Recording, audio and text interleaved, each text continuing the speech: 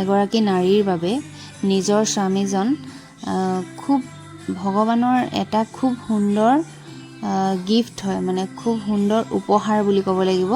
আৰু সঁচাকৈয়ে ভগৱানে দিয়া এটি সুন্দৰ উপহাৰ এগৰাকী নাৰীক সুন্দৰ উপহাৰ হিচাপে দিয়ে এগৰাকী নাৰীক স্বামীজন। আৰু সেই উপহাৰটি আমি খুব সুন্দৰকৈ ৰাখিব লাগে।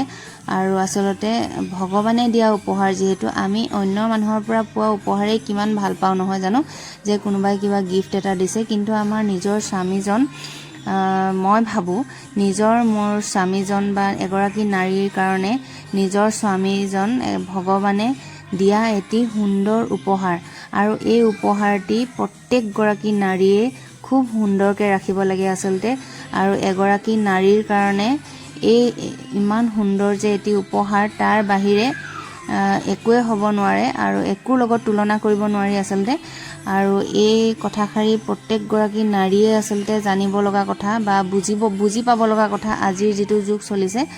আৰু আচলতে মই তেনেদৰে ভাবোঁ কথাষাৰ, সেইকাৰণে আপোনালোকৰ আগত ব্যক্ত কৰিলোঁ।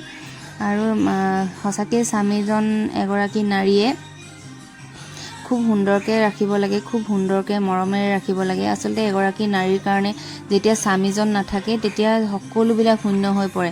এতিয়া আপোনাৰ যিটো বস্তু ভাল লাগিছে তেতিয়া সেই বস্তুটো ভাল নালাগিব বা সেইখিনি কৰি ভাল নালাগিব, এনেকুৱা ধৰণৰ বহুত কিছুমান কথা আছে। আৰু সেইকাৰণে মানে নিজৰ স্বামীজনক প্ৰতিগৰাকী নাৰীয়ে খুব সুন্দৰকৈ ৰাখক, সেয়াই মোৰ ফালৰ পৰা কামনা কৰিছোঁ বুলি ক'ব লাগিব। মই কামনা কৰিছোঁ আচলতে। আৰু এয়াই আপোনালোকৰ আগত ক'লোঁ। যদি কিবা ভুল হৈছে মাফ কৰি দিব।